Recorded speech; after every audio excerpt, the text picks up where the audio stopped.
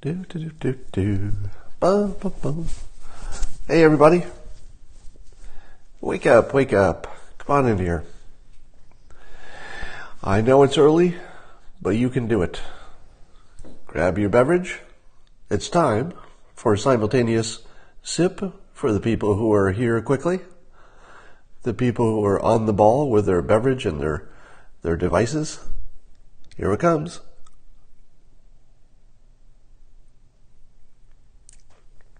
Oh, that's good stuff. Hello, Bangkok. Yes, the simultaneous sip is the best sip of all. So in Twitter this morning, on Twitter, do you say in Twitter or on Twitter? Somewhere on Twitter, James Woods had an interesting question.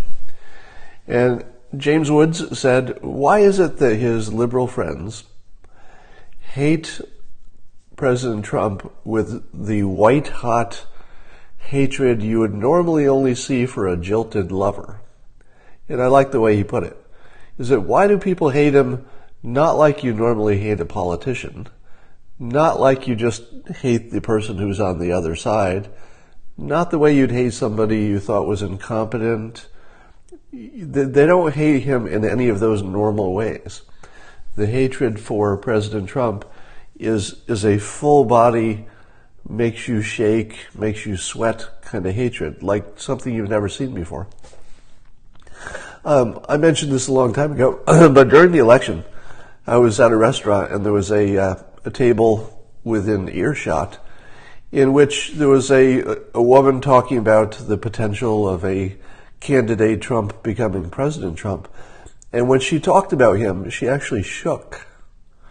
Her body actually shook, and her words, were kind of broken. Like, but President Trump could become president, and it was a full body, like real fear, not the kind of political fear you have. It's like, well, I'm afraid of taxes going up or something like that. It was a real one. It was like a monster chasing you, kind of a fear. And so James Wood's question is, why? Where does that come from when, half of the country doesn't feel it, but half does? Let's get rid of this guy. And so I wanted to weigh in with my opinion on why it is that people feel this unusual fear of President Trump, more so than a regular politician. Yeah, you can see it if you look at the guests on CNN. If you look at Cory Booker, a number of them, they actually are shaking with fear and hatred. And here's my explanation. Let me start with the definition of charisma. So the definition, sort of the scientific definition of charisma, is somebody who has both of these qualities. So you're charismatic if you have power of some sort, doesn't matter what kind of power. You have power and you have empathy, but you have to have both. Now think about it. If you had power but no empathy, it would be like a monster just walked into your room, because the monster could kill you like that, because the monster has power. But the monster doesn't care about you, doesn't care if you live or die. So one wrong move, bam, the monster kills you. So if you see somebody who has power, but they do not demonstrate empathy, that's the scariest person you can have in your world.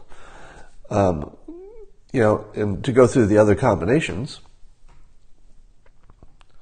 what is it? What's up with all the weird trolls today? So the other combination are somebody who has no power and no empathy is irrelevant to you. Because they have no power over you, it doesn't matter that they also don't care about you. So a street person might not care about you, but they also have no power over you, so you're not afraid of them, unless you're in a bad neighborhood. And if somebody has and if somebody has power and they have empathy, well, then you say, whoa, that's the best leader ever. They care about me and they have the power to do something about it. So the trouble with President Trump's approach, his America First approach, in which he does not try to call out different ethnic groups, he does not try to call out, gender. I mean, he does in the sort of a Republican way, but he doesn't focus on those things. It creates the impression that he has great power because he became rich, he became president. That's about as much power as you can have. But people say, well, he does have empathy because he talks about police, he talks about wounded veterans, he talks about the unborn, abortion. But here's the problem. If you're not in one of those groups, you don't feel like his empathy is aimed at you. Right? It feels like, oh, well, I would have to be in like the military to get some empathy, or I would have to be an unborn fetus to get some empathy. What about me? Now, he does also have empathy, apparently, for the so-called forgotten men and women, the blue-collar workers, the Rust Belt people, the paycheck people. He does seem to have empathy for that group. But apparently it's not enough, right? Because imagine if you are black or brown. Just take this one example. Let's say you're black or brown and you're in Trump's America. And you're watching him not show any empathy for your category, because you consider yourself black or brown, and maybe that's your dominant category, the way you think of yourself in America. And he never says anything about you. But then when the Charlottesville thing happens, he goes, well, there's some fine people there. You're like, what the hell? There's fine people among the white supremacists? But what about my group? Now, he didn't actually say that about Charlottesville. But the media made it sound like he was talking about the white supremacists themselves as being fine people. There's no way in hell he was talking about the white supremacists being fine people. Obviously, he thought other people were there as well, but they weren't. So he just had a wrong fact. But the media very easily takes his comments, his inelegant comments, and turns them into, see, I told you he hates the brown people.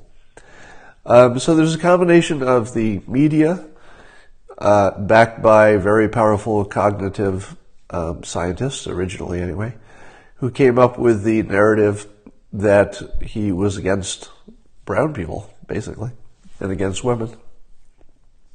And it was kind of sticky because it was designed by experts, persuasion experts, and they brainwashed, a fairly large segment of the population to think that he didn't like them. So the first thing you have to think is that it's not so important of what the president did. I wonder why there's so many of these, huh? It's not simply what the president does, it's also what his opposition does. And what his opposition did was a really good job of painting him as being powerful but not empathetic. So when they paint that picture, that's a scary, scary, scary picture. Now, you'll hear lots of other explanations for why people hate the president, but I think it's that plus this. There is one group who I think,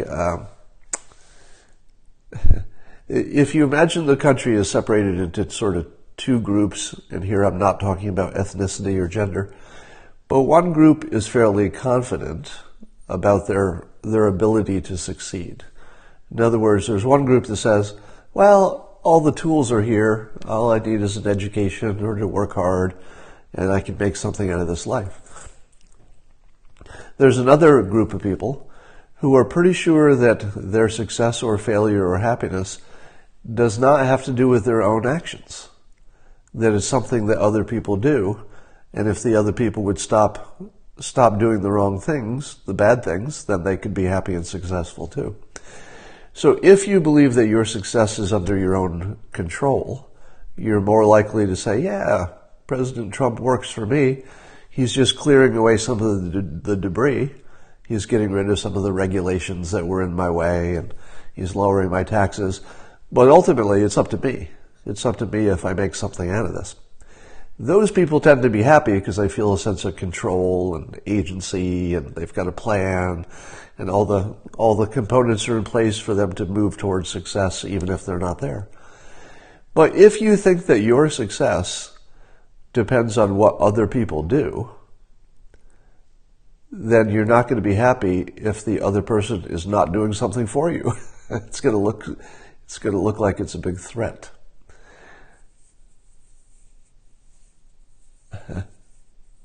Save it, cultist.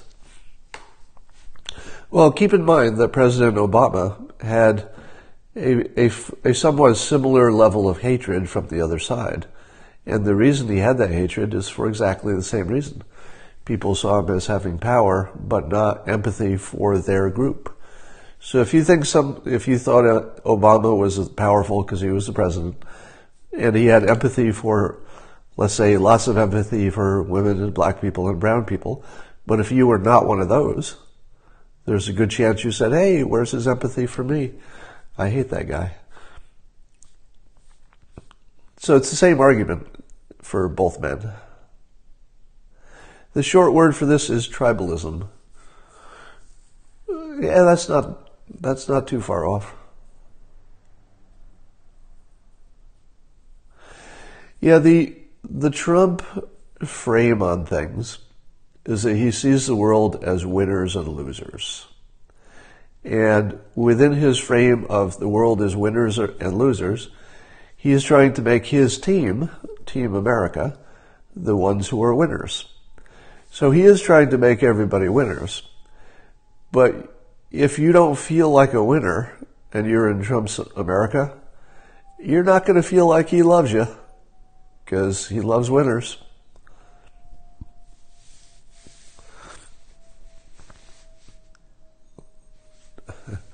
And then there are some people who say Trump is just feeding his ego. Some people say he's just a narcissist. That's really just another way of saying that he has power, because that's obvious, he's president, but he doesn't have empathy. When you say somebody is just feeding their own ego, it's another way of saying that they don't care about you. So that was my point. My point is he doesn't have empathy for all of the groups in America, even though he has empathy for certain groups, veterans, for example, the unborn, for example. He has plenty of empathy for the paycheck folks in the Rust Belt, for example. Not just empathy, he lacks morals. Well, morals would be a constraint that would protect you. So if you imagine that there was a strong leader, and that strong leader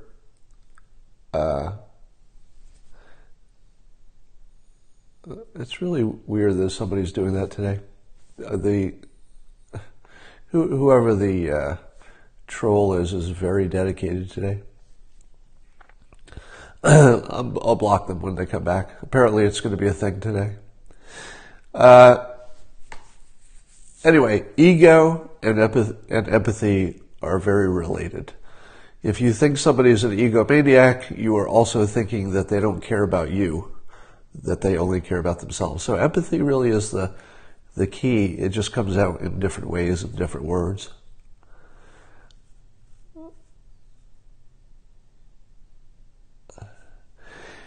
Now, my understanding is, as somebody was saying here, that in person Trump is quite empathetic. And he has different personalities for different contexts. And he seems to have chosen the strength of persuasion. In other words, the president is going for power as his primary persuasion. And then in place of empathy, for the most part, he's using a team framing. So he's not saying, I care about this group more than this group. He's saying, we're on a team, and I'm going to care about my team more than all the other teams. So to the extent that he can sell that idea, it does help him with his empathy problem. But if you're one of the people who you just don't think he's on your team, even though you're an American, you're going to be pretty mad at him. can't sell outside his base. Well, he hasn't tried.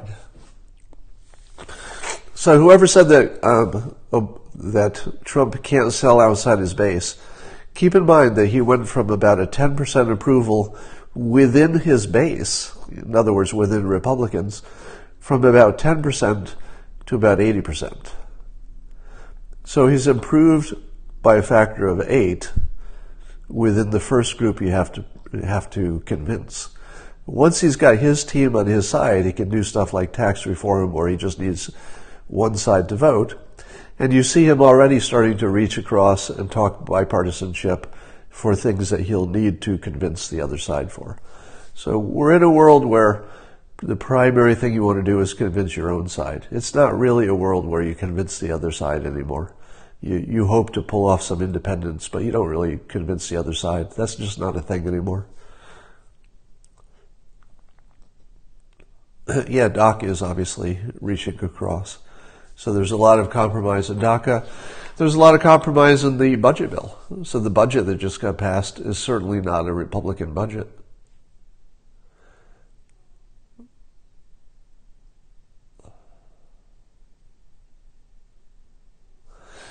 All right, my nose is so stuffed up that I can't talk anymore. So I'm going to bail out now, and I'm going to talk to you guys later. I hope there's some good news today. It might be.